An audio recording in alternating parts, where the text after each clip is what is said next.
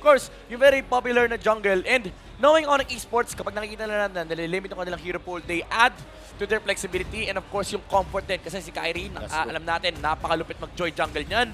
But again, nandun pa rin naman yung flex option from Onyx Esports. Bruno and okay, never mind.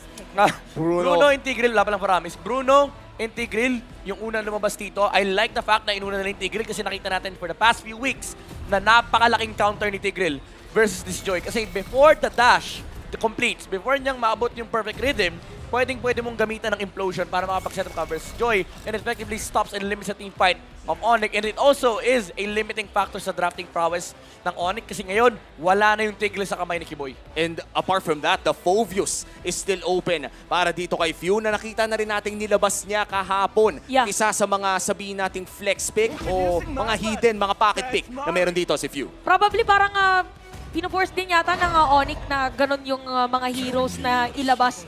Kasi doon din sila prepared. So, napakabilis na Teresla.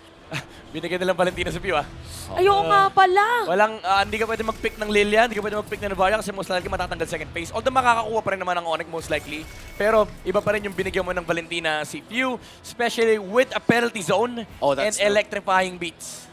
Napakasakit pa man din nun. And alam natin si Few, isa sa mga pinaka-versatile na mid laners na kayang maglaro ng kahit anong playstyle. Ikaw ba naman, MPL Season 1 to Season 12, nandito ka na. Ano pa kaya ang magiging sorpresa dito ni Few? Last pick para sa AP Bren. Ano bang magandang i-pick dito? Pwede mo kunin actually yung Martis kagad kasi pwedeng second phase, ikaw magdikta kung ano Early game agad. makita ng mage. Oh, Pakito, I like this. Oy. XP lane kagad, very good against Joy. Dahil yung kapal ng shield na nakukuha niya from the first kill. And it's also winning matchup for the XP lane. And ang kinaganda pa dyan, pwede may flex onto the jungle. So ang daming hindi kayang butasan dito sa draft ng EP Bread kasi super flexible yung mga nakikita ng heroes. I mean, yung Bruno, tsaka yung Tigreal, most likely talagang stick na sa kanilang role yan. Pero yung Pakito, kasi hindi mo alam kung saan ilalagay. No? So, kailangan para subituin ng Onyx dito, yung mga, siguro, mga Arlot. Hindi naman kailangan i-ban, pero just keep in mind na pwedeng i-divert ng EP Bren yung role ng Pakito. Bigla So now, they limit the mages. Yung sinasabi natin kanina na baka i-first pick nila yung Valentina sa second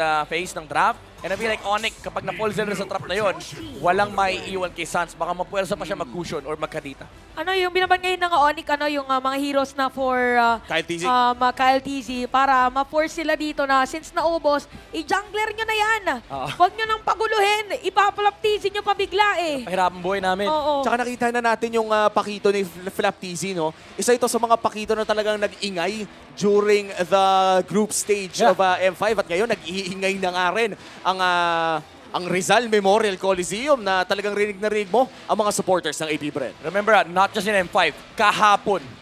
Kahapon ginamit yan ni Few and nakita natin yung kanyang prowess dito sa Pakito, especially up against the Cloud of Oheb, nang one-shot combo yan. And ito yung mga ayaw mo kapag ikaw ay Claude, yung mga nang sa threaten ng early to mid.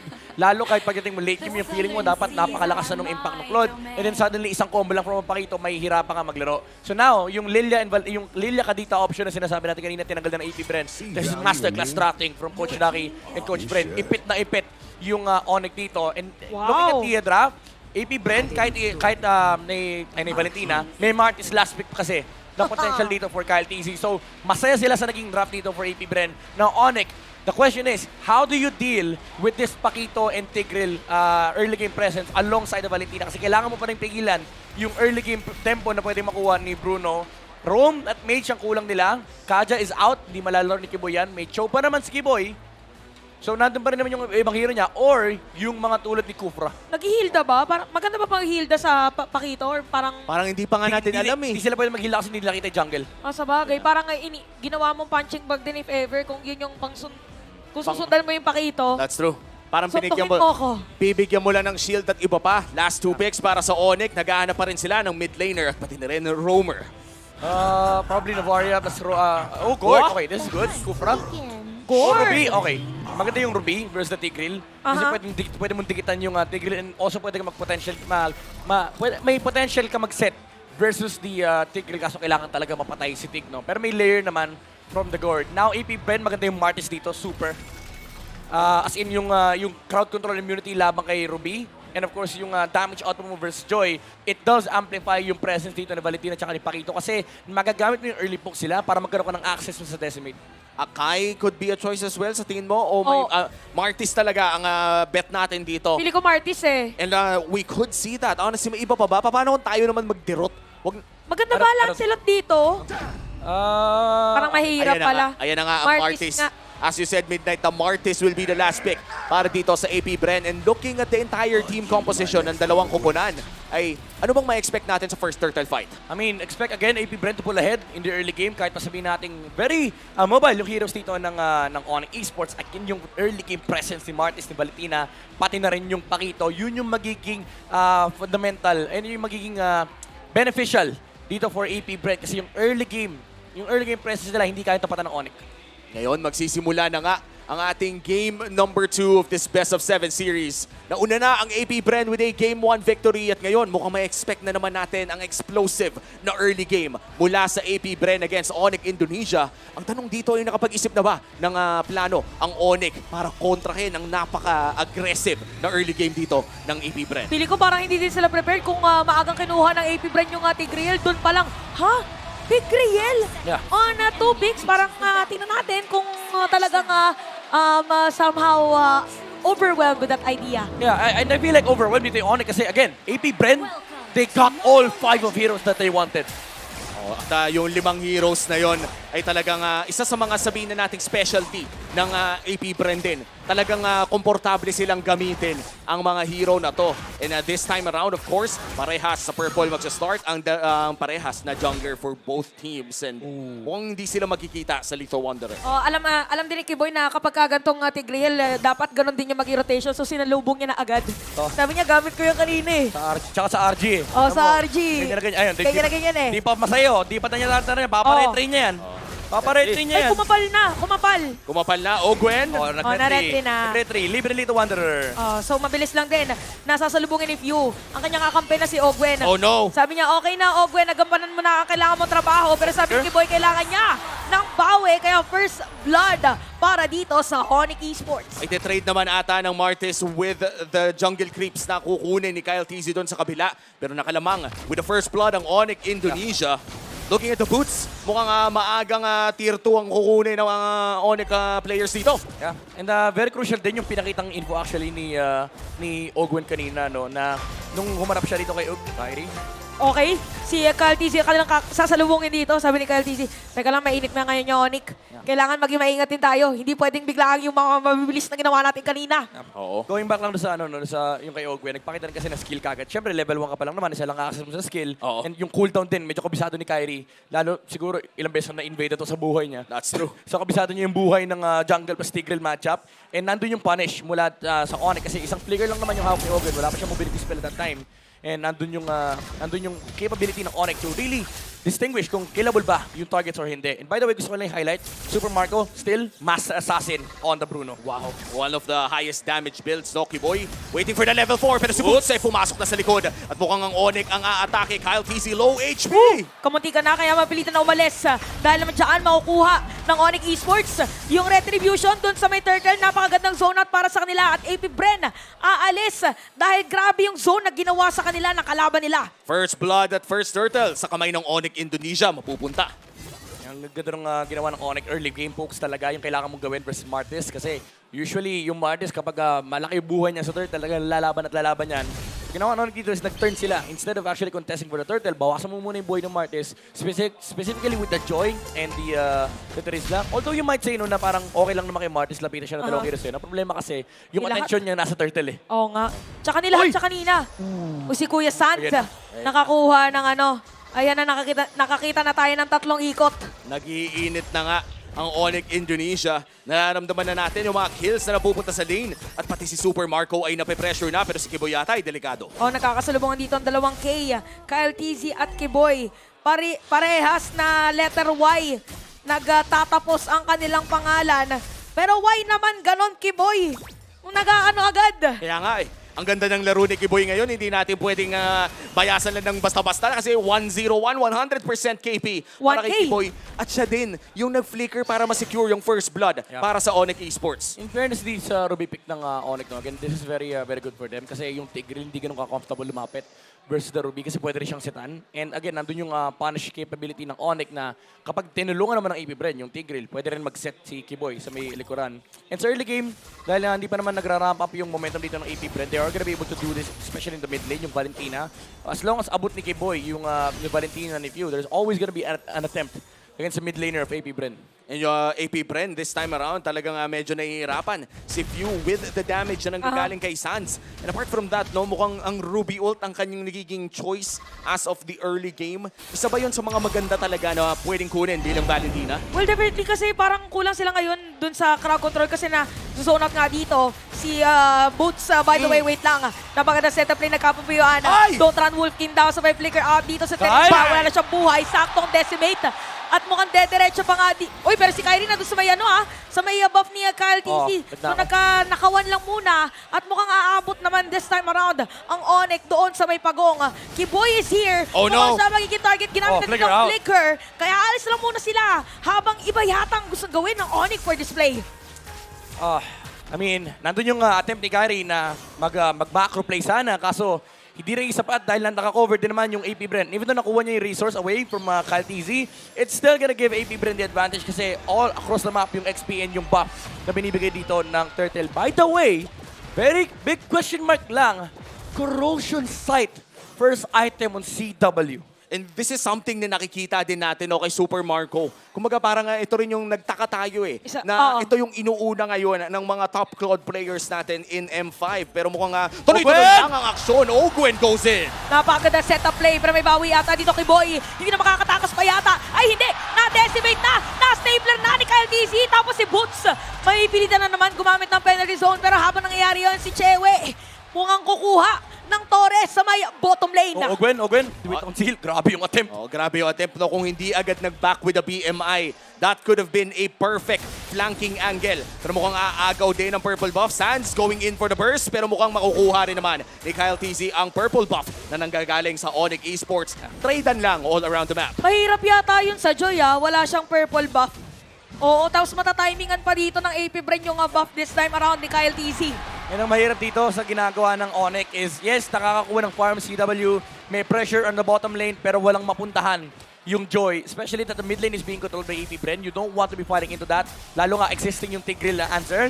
Yung Pakito rin hindi niya kaya So medyo problematic for Kyrie. Saan ka pupunta as the jungler of Onyx? Yes, tempo is on your side. Pero dahil nga, hindi rin naman natutulungan si Kiboy. Ngayon, si Kiboy, sineseta na nga mag-isa ni Ogwen. So ang ganda ng attempt ng AP Bren. Nandun yung ideology nila.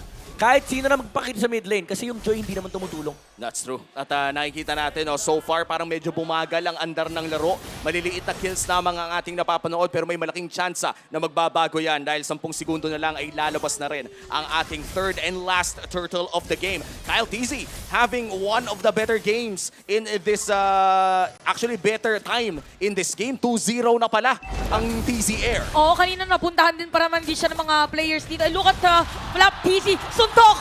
Para sa suntok!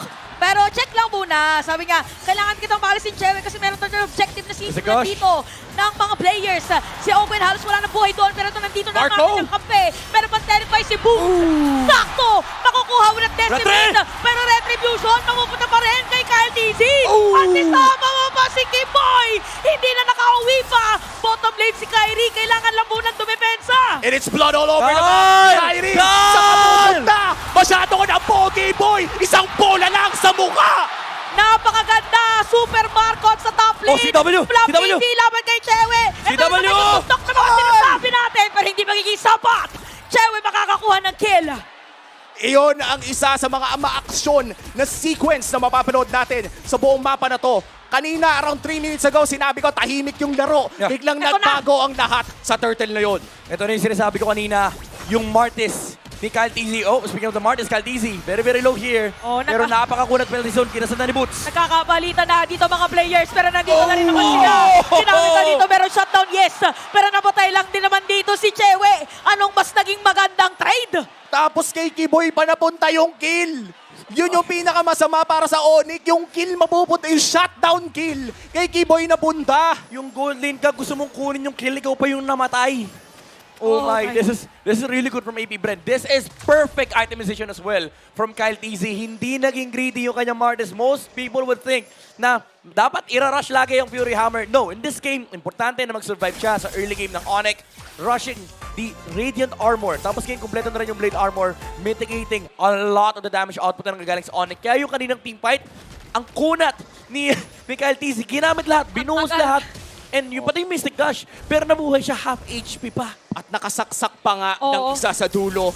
AP Bren finally getting the lead around 1,000.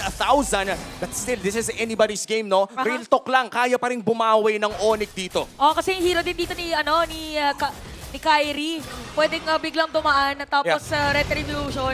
Dumating na tayo sa point na yung mga long games. Makagalingan na lang Lumetri eh. Yeah, pero that's a big if kasi now, the joy of Onyx has been completely shut down. Aha. Naka-star yung build dito si Kyrie. Very good adjustment kasi nga hindi naman niya siya makakapag-pop ng ulti basta because of the existence ni Tigreal. Pero even yung kanyang mga magic pokes, yung mga dash niya tapos into the normal attack, hindi na nagmamatter for AP Brent kasi ang sasalo niya lahat si Kyle TZ. Oo, Kyrie! Kagaya nga, nakikita natin. Kyrie spotted! Oh! Pero Kyrie spotted, naspatan din yung Lord! Okay. Parang dumaan lang! Okay, ang dami ko sinabi. Borderline, conclusion, pogi.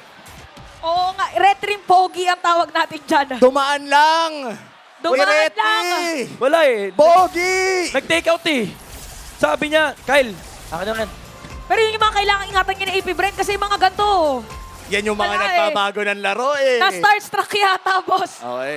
Sabi ni Kyle TZ, pwede pala yun. Pwede pala yun. Masyadong pogi yung kalabang ko. Biruin mo na max range na retry. Feeling ko, sabi dito ni Kyrie, parang jokes aside, ginagawa kasi na, yung Filipino Lord Dance kasi, very complicated. May mga ipopool, ganyan. Eh sabi Oo. niya, pigilan niyo ako, dadaan ako. Yeah. Ayan na yun. Ayan na, retry. Kung napaka-basic, di ba? To be fair, nag-attempt siya mag-front. Oo. Umarap siya, sabi niya, if ever may lumapit dito, baka mag-engage yung AP Bren. Sakto lang talaga yung dash ni Kyrie. Pag-dash niya, sakto nasa retry. Ano, pare sila level. So, nandun pa rin yung mindset dito ng Onyx na nung kinokontest nila yung Lord talaga yung habol nila nun. Oo. AP Bren, they were actually looking to reset that the team fight, maybe turned it around. Pero again, still, ang problema dito ng Onyx is, so far, yung impact ng Joy has been nullified to that Lord Steal. I mean, yung Lord Steal na yun, yung palang yung nagiging impact niya. Early game, na-shutdown talaga siya dahil sa pag-front ni Kyle TZ, perfect itemization as well from Martis. All eyes are on CW. Although, for AP Bren, hindi nila dapat gawing biro yung late game damage ng Onyx dito kasi it's still a Joy and it's still a Claude. Pero one might say na itong game, sa late game, ay hindi naman ganun kahirap for AP Bren. Kasi nandito pa rin yung matchup ng Claude versus Pakito. Kayang-kaya pa rin one-shotin ni Flap TZ yung Claude. Especially that the Pakito is building damage as of the moment. Oh, nakakatakot din talaga yung mga double jab combo na nanggagaling sa Pakito. At sometimes nga, kung hindi sapat yung double jab combo ay may knockout punch combo pa, yung wala talagang galawan, yung double knockout, Pag tas sasapakin ka tumama, sa dulo. Sobrang bardagal niya kasi naka-master assassin din yung Pakito. Oo. Alam mo yung split, kung ikaw si Chewe, kung Oo. gusto mo mag-split push, may dalawang assassin na nakatingin sa'yo. Hindi nga yung Martis eh. Partida kategory ng assassin Oo. Yung Bruno. Ayun nga pala. Tsaka yung Pakito. So pag nakipag 1v1 ka, sige, Blazing the Wit mo, i-wing chat mo. Ang problema, Pag biglang may sumulpot na iba. may additional 7% damage. Tapos syempre, Nga pala. by virtue ng yung hero comp, ay Oo. hero characteristic, solo ka magdamag. That's- So laging may 7% additional damage na matatanggap yung Claude. And this is a very big threat kapag ang usapan natin dito ay gold lane. Pero yun na nga, the most Lord steals in M5. The Sky King Kyrie. Ang pogi. Yan talaga eh. Kapag pogi, magaling mang-agaw ng Lord. Parang feeling ko parang nasastan lahat. Uy, si Kyrie. Pag pogi, Si Kyle, no? Si Kyle kanina, uy, si Kyrie. Tapos ayun na, Si Sky King. si Sky Sky King. Skyrie. si Skyrie, ba talagang pag pogi, madali maka-retry eh. Pero proud ako sa atin kanina. Oo. Walang sumigaw ng Kai! Ring! What a retry! Alam mo yun yung nakakatuwa eh. Kapag meron kang mga pangalan or IGA na dalawa lang yung Oo nga eh. yung syllable. Namimir ko eh. Yo, di ba? Umi. Oh, by the way, shout out kay Mirko, di ba? Siya ang ano niyan, siya ang progenitor. Oh, tapos Style niya yan. si Ogwen nga, masarap Oh! yung Ogwen! With the Garlic Wind! Flop! Mahirap TC. May Pantisi, tatlong ano yan eh. Easy kasi. Oh, shot. Hindi, si Kyle nagawa niya eh. Ganun din. Kyle! Teasy! Oh, mas ano lang, mas With the papakisin red lang. Gusto mo yung nagpa-practice tayo dito Oo, ng mga pwede natin gawin mamaya.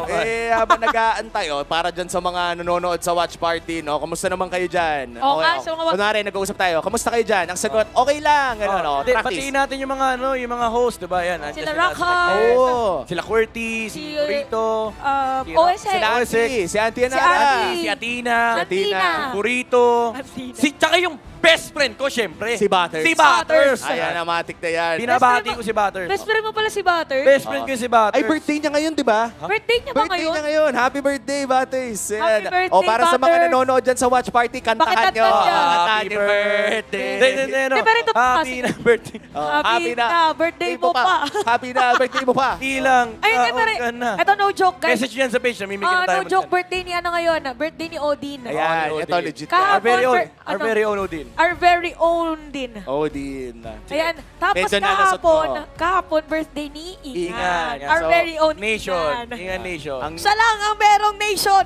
Ingan na, nation Nation pa. pa. Ang tanging caster na may sariling bansa. Ay, nasyon pala. Sariling bansa. Pero syempre, merong caster na may sariling oras. Sino yun? Ako yun, Midnight. syempre. Midnight. Syempre. Ang galing mo naman talaga, Chantel. And so far, no, throughout the Nabiktima ako series, bigla. na-free hit ka pa nga. Ay, Tel, ayusin mo. Pag ito na Game 7, ha? Splash damage. Pag ito na Flash Game damage. 7, pag ito na Game 7, yung mga nasa watch party, ano yan, ha? Nagsasara mga mall, ha? Ako nga pala. Oo nga pala. Okay lang yan, guys. Uy, naalala mo dati may mga watch party na sa mga mall, yung kahit sarado na yung mall, tuloy-tuloy. Tuloy lang ang laban. Binabati ko lahat ng mga matitibay ang tiwop dyan. Oo. Alam ko matagal-tagal tong series na to. Exercise, Oh, tayo stretching. tayo din minsan. Stretching. Mag-stretching kayo, guys. Muna kayo dyan. Kahit ako feeling ko, Kahit hindi, nga kailangan ikaw. kasi talaga dito ng stretching eh. Okay lang talaga. Pati sa mga nasa bahay dyan, tubig. Tubig, Huwag niyong tama. kakalimutan. Tubig. Hindi ko makalimutan, binabati ko si si H2. Si Nandyan. H2, nandyan din. Kasama si Mika. Actually, Oo. nasa harapan nga natin. Ito, nandito sila. Oo, kasama pa niya si Ayan. Hypebeats. Sabi ko nga, gusto ko lang naman mag-cast. Bakit may pasana all sa harap? Kaya nga eh. Tapos ngayon, nakatingin pa siya sa, sa mga stats na nakikita natin dito. Kasi, Dami. grabe, nasaan yung... Kayo na, boss. Sige na, inyo na yan. Sa inyo na yan, KDA. Sa inyo na. Na kay Sans, pati kay CW. Pero grabe naman kasi, respectable itong mga players na to. Ang Tsaka gagaling teamfight kung teamfight sa kanila eh. To be fair, yung kay CW, maintindihan mo kasi gold lane talagang True. trabaho nila huwag mamatay. Yung kay Sans, ang nakakabilib talaga. Especially kapag nilalabas yung mga Kadita, Valentina. O yun yung The mga, cushion. mga pangpatayan, yung mamamatay ka din pag pumasok ka. Tumaas yung KDA niya nung nakadalawang Gusion game siya. Yung Triple Esports Ayun tsaka nga sa pala. Friend. Tandaan yung dami niyang kills na nakukuha. And ang Gusion naganda ko Petri. sa composition ng Onyx is that para silang Echo maglaro. Oh. Very fast-paced. And yung kanilang tank support talagang mga mamamatay tao. That is true. Talagang may mga, si Kiboy, pati na rin si Sans. Ito yung... Kiboy! Kiboy! Kakaiba yung- Sans! Sans! Yung- Gilak! Sans! Sans! Grabe! Uy, by With the the way- battery! By the way, yung gilak pala, ang ibig sabihin niyan ay crazy. Crazy Sun. Kasi- Kaya nga meron siyang, parang meron trend na pinapagawa sa TikTok.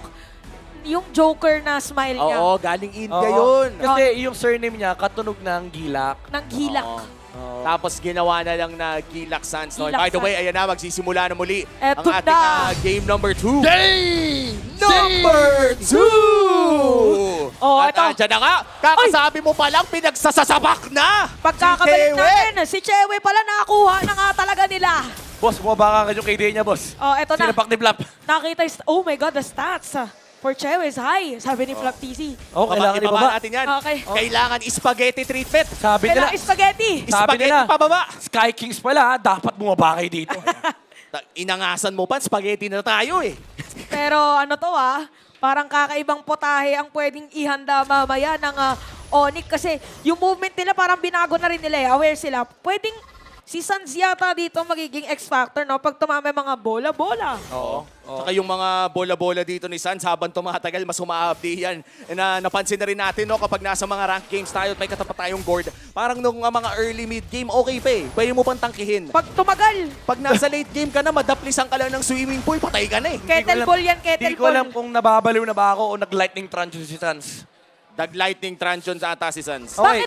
Bakit? Sige. Maganda naman yung patong damage yung Pure Rage nung, Oh. Lightning Truncheon, especially pag nag-skill sa late game. No? Masakit yan, and may slows din. And nagre-relate din talaga sa mga bola-bola, tulad nga sinabi ni Chantel.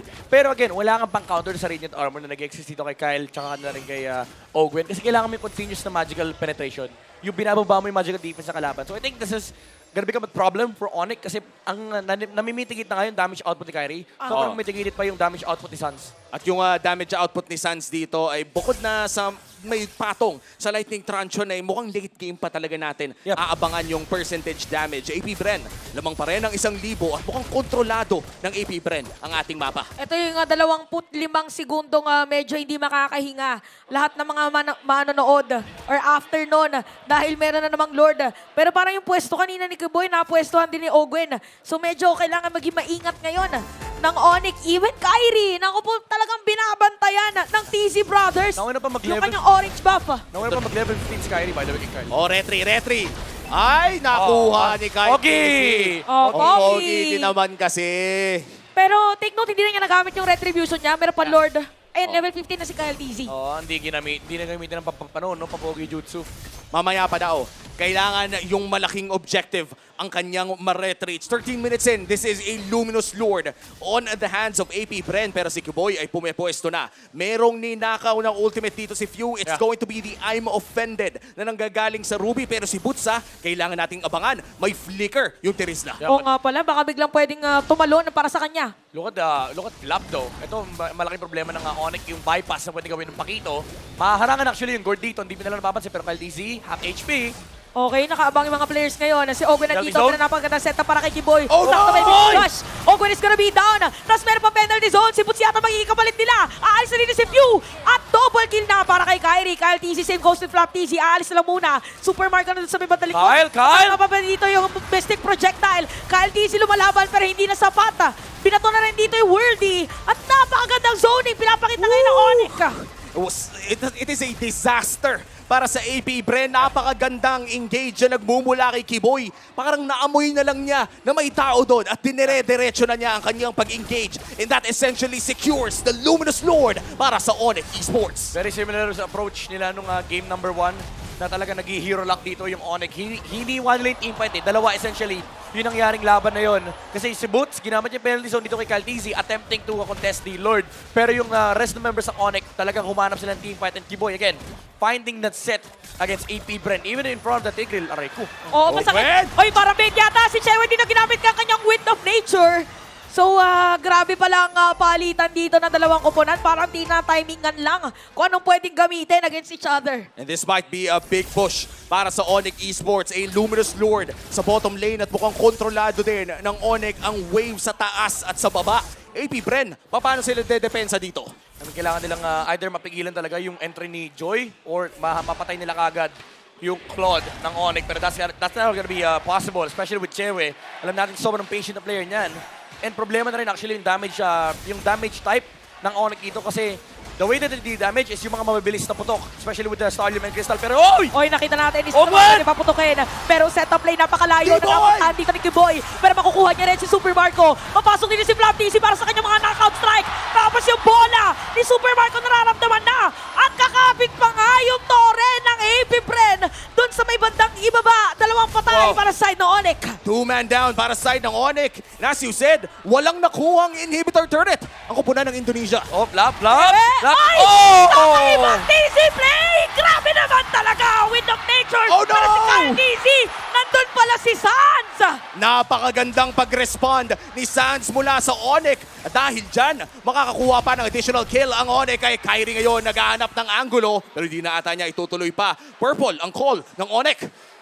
Oh, grabe yung engage na yun. It started with a very good initiation by Ogwen. Hindi in-expect ng Onyx yun at all. Nabigla rin sila nung nag-flicker implosion dito si Ogwen, especially onto Kiboy. And malaking factor kasi kapag nawawala si Kiboy kasi essentially nawawala yung pang frontline mo. Even though kumagat yung penalty zone, nandun pa rin naman kasi yung flicker play mula kay Super Marco. And they were able to kite Onyx around. And hindi rin confident enough pumasok si Kyrie doon sa bottom lane fight kasi nga nandun pa rin yung control yung damage na nagagaling sa AP Bren. Pero what a punish coming out from Sans. The Ice Queen 1 allowing the Claude to be able to get out. Yung slows ay kapag natapos na kasi yung Asura's Wrath ay talaga makokontrol ka pa rin nung Gord. So yun yung, yung Mortal Coil. So yun din yung kailangang isipin ng AP Bren, no? Yung chase nila, hindi rin ganun kadali, especially if nakokontrol sila ng Suns. Tsaka yung Wind of Nature, no? Talagang Oo. well-timed Ogwen. para sa side. Pero si Ogwen, mukhang makakatakas pa rin naman. Siya naman. So far, no, Shantel, grabe yung mga teamfights na napapanood natin dito. Oo, parang hindi na nga makahinga yung mga ilan din sa nanonood ngayon for sure. Kasi akala natin walang team fight pero biglang may magsiset up play para sa dalawang mga post fives natin. And look at the Flaptiz's position. Magpapanggap lang muna na damo. Tapos si Kyrie pwedeng dumaan anytime. Mahapdi yan, mahapdi yung Mahapdi join yan. yan. I mean, yung Pakito mahapdi rin naman, pero definitely napakahapdi ni Kyrie kasi again, yung Starlium combo with the Holy Crystal and of course yung kanyang Blood Wings, which allows him to put out more damage and yung extra layers ng shield and HP for the Joy. So magiging survivable yung team fight dito ng Onyx. It's just a matter of how they actually engage. Kasi kanina, nakita pa rin natin yung potential ng AP Bren. Na kapag sila yung nauna, everything goes to chaos. Oo. Pabor yun for AP Bren kasi hindi makaharap ng entry point yung heroes ng Onyx. Chewe, nangangalati na ang buhay ng Lord. Conceal play mula kay Kiboy. Karangan. Si Kiboy ngayon naghahanap ng angle of view. Counter conceal play. Papasok nga ba talaga? Naku po, si Kyle DC dito halos wala na buhay. Meron may immortality. Pinapagligiran na siya. Pero pa-set up dito. Pero yung Lord mapupunta pa rin dito sa side. Kyle DC will get the kill. Tapos si Kyrie dito, hahabulin ng mga players. Buhay pa rin naman lahat. Although si Boots pala nakakuha. Hindi na natin nakakuha ng Onyx yung Lord. Pero dediretso dito ang AP Bren sa may middle lane. It's one for Lord. And kung titignan natin, it wasn't an evolved Lord dahil 1740. Yeah. Sinimulan ng Lord na yon. Yeah, pero ang crucial dito is AP Bren, they are able to still limit yung pwede makuha ang advantage dito ng Onyx after getting that Lord. Although dalawang immortality yung naging cost nun, still you are buying enough time for AP Bren to reset yung kanilang mga spells, yung mga battle spell, yung mga flickers. Kasi, again, nakita natin, kapag si Ogwen yung naunang nag-set, may potential talaga yung teamfight dito ng AP Bren. At ngayon mukhang dedepensa ang AP Bren. Mukhang hindi talaga nila i-give up yung inhibitor turret doon sa baba. Kiboy, Pero si Kiboy. Kiboy ngayon ay nag-aamuhin na naman ng mga pwedeng hilain. Pero Chewe! No! Hindi na nakatakas pa. Ano, PMI out, PMI out. Sakto yung decimate. Tapos si Kiboy naman, yung isa-zone out pa dito. And AP Bren, kaya naman pala lahat ng mga torre talagang bibitawan. Walang palalagpasin kung pwedeng depensahan, dedepensahan. What are you doing, Chewe? Very out of position yung Claude doon. Naghihintay sila ng objective from Onyx. You don't do this against AP Bren. Nakita natin yung willingness nila kanina mag-commit sa teamfight. But if you give a mistake like that, pero Flatizi, May out of position. May bawi din, parang hindi yata aabot. Pero Oy! Peter Tranchon, pero nandito na. Si Ogwen. At isama mo na rin dito si Few. Pero hindi yata tang sapat para sa kanila may pagbawi. Tapos papasok rin Marco, si Few. Marco! Pero dito IMU, Super Marco. Ginamit Marco! ng Gwen. Pero pagtalpo, Oh, no! para nagpasapasahan. Malamot ball build ngayon ang ladok doon. Kyrie! Suboy, maging target nila. Pero si Kyrie tumatakbo-takbo. Ang sakit ng damage dito against Few. Pero hindi sapat kasi nakakatakot din yung damage dito na AP Bren. Kiboy for Flap TZ. Sino nakalamang sa trade na yon? I mean, lamang ang Onyx in terms of hero, pero again, AP Bren still willing to commit to that team fight. And yung takbo ng pressure ng mapa ngayon, definitely lumalamang dito AP Bren, even though they lost their XP laner. But they have to be really careful. Buhay yung Joy, may damage output ng Onyx. And they will respect that. Still, yung death na nangyari dito kay Flap TZ, hindi naman worth it, pero it put Onyx in a position where they cannot make their own moves. And AP Bren right now, mukhang nabura nila ang 2,000 kalamangan ng Onyx Indonesia with that pick-off kay Chewe at pati na rin kay Kiboy. Nagbayad man si Flap TZ ng kanyang buhay ay mukhang kumpleto naman ang parehas na kupunan para sa upcoming Lord. This will be the 4th Lord of the game, Evolved Lord na to. Oo, pero Delix din yung position ngayon ni Flaptizia. Parang ano siya, somehow exclamation point or memo coming from Onyx na parang Delix boss pagka inulit mo pa ng inulit yung ginagawa mong long lane. Kyrie! Ayan, kagaya niyan, siniyawan ni Kyrie. Nag-proc yung Athena Shield, pero alam na nandun si Kyrie sa may bottom lane. Dinaan sa movement speed ni Kyrie. Oo. Ay, ni Flap TZ. But still, kailangan i-fix to ng Onyx yung pushing wave sa bottom lane. Kyrie will have to show himself there. And mukhang harangan siya ni Flap TZ rito. Although lamang pa rin naman yung Joy, still that's enough vision para makontrol ng AP Bren yung takbo ng flow ng mga minion waves. And Ogwen, mukhang magtatago siya sa loob ng ng bush na yon habang nangangalati na pala ang buhay ng Lord. Kyle TZ, Kiboy, nakita Kiboy. na niya at mukhang itutuloy-tuloy na nila kay Kyle dito ha. Make Oh! me, oh no! Si Kyle DC dito ay mamamatay. It's gonna be a shutdown. Kaya naman isang mabilis yata makukuha. Meron pa penalty zone. At Kyrie masisecure na nga yung Lord. Si Super Marco may bilhin na mag-flicker out. Ogwen na magiging target nila. Si Buti ng mga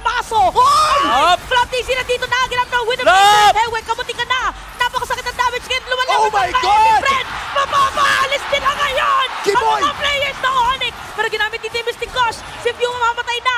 Kiboy, isang tira na lang sana.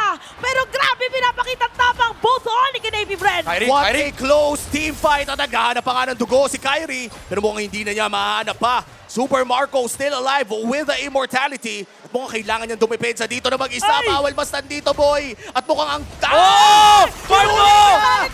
Pero nga na Super Marco ay mamamatay doon.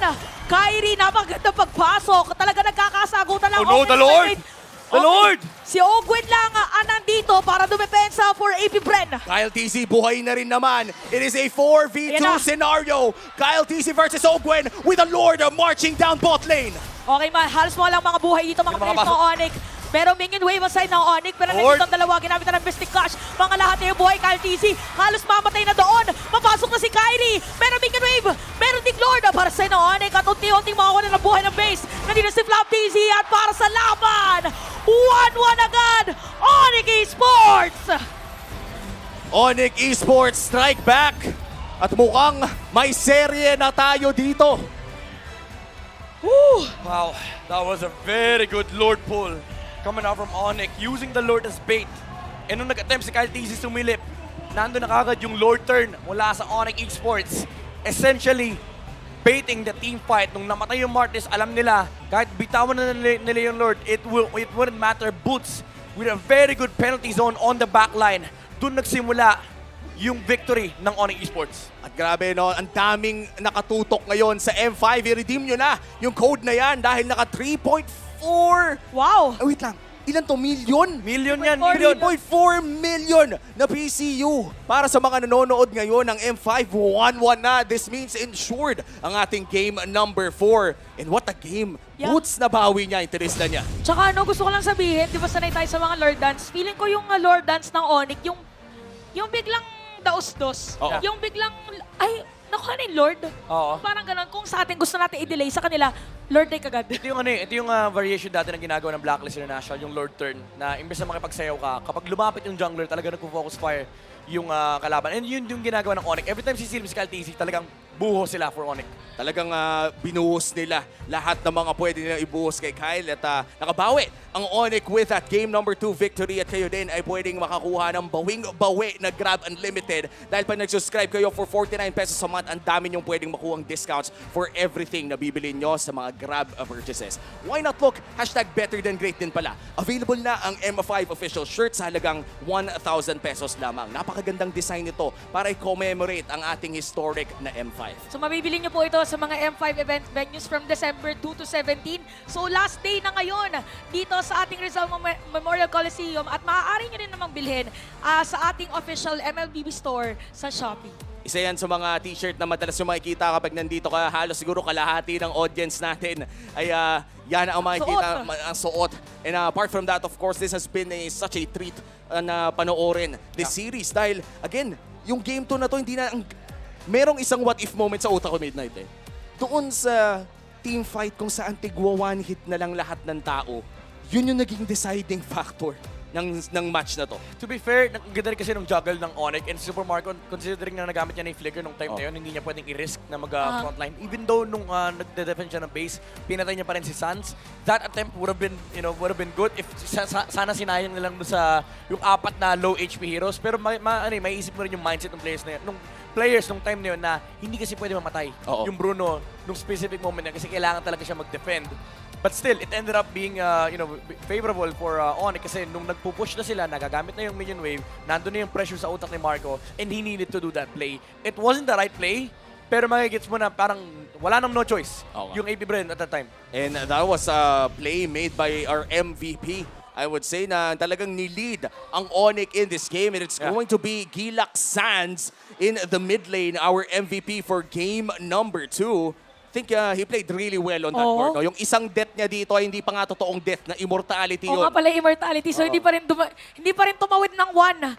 So 4-0-10. Dito si Sans. Tsaka, considering AP Bren yung katapat nila, ang hirap mag-guard ha. Yeah. Tapos mga pwedeng lumikod pa. Oo. Yung mga heroes, meron kang Pakito. Tapos yung Martis, pwede kang diretsohin if ever. So maganda talaga yung naging performance dito ni Sans. Yan. Hindi laging gumagana itong lighting touch build na to. Pero yung damage type kasi, yung damage comp na binuo dito ng Onyx is that yung kapag nakapag-dish sila ng damage, malaking pocket ng magic damage, especially with the Starlium again from the Joy. Oo. And itong Impure Rage plus Lightning Truncheon combo na nanggagaling kay Sans. So hindi ito yung Mystic Gush dependent na Gord kung saan talagang ulti lang hinihintay bago bumakbak. Ito talagang nag-matter yung mga bola-bola na nakatanggap ng AP Bren. Nung mid-game, ito was weird kasi kita natin parang talagang kulang na kulang ng damage. Oo. Pero with a lot of the macro plays na ginagawa dito ng Onyx, especially with the Lord Steel, no, dun nagbago yung takbo ng laro eh. Suddenly, Onyx Esports was allowed to play that late game na kung saan umabot tayo sa point na yung hit na nanggagaling mula dito kay Joy ay napakahapte. And of course, yung mga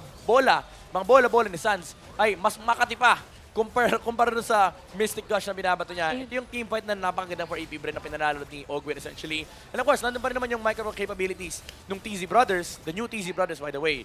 Pero yung slow na nanggaling kay Sans, it prevented the Claw from dying kasi na-control din talaga si Kyle TZ. And ito na, dito na nagsimula yung mga Lord turn na binabanggit natin kanina na ginagamit yung Lord as bait para sumilip yung jungle and then suddenly mag-all Bigla in. mag-teamfight. Oo. Exactly. And Onyx Esports, alam nila na wala kasing save dito for the Martes, aside from the Mortal Coil, kapag nagamit niya na yan, kapag na-exhaust na yung resources, wala na magagawa si Kyle TZ kundi maipit sa teamfight. Ito yung napakagandang ginagawa actually ni Boots. Kanina pa niya ginagawa to, yung dalawang teamfight, hinahati niya yung approach Ayun, ng oh. AP Bren. Ayun. And then umabot tayo sa point na, yes, bawas-bawas yung HPs ng Onyx Esports, pero again, hindi kayang i-risk ni Marco na mag-dive in and patayin yung mga natitirang members. Kitang-kita pala dun sa sa highlights kanina na mas madami yung pwedeng ibitaw pa Oo. ng Onyx na crowd control kasi di ba nagkaroon pa ng set si Kiboy.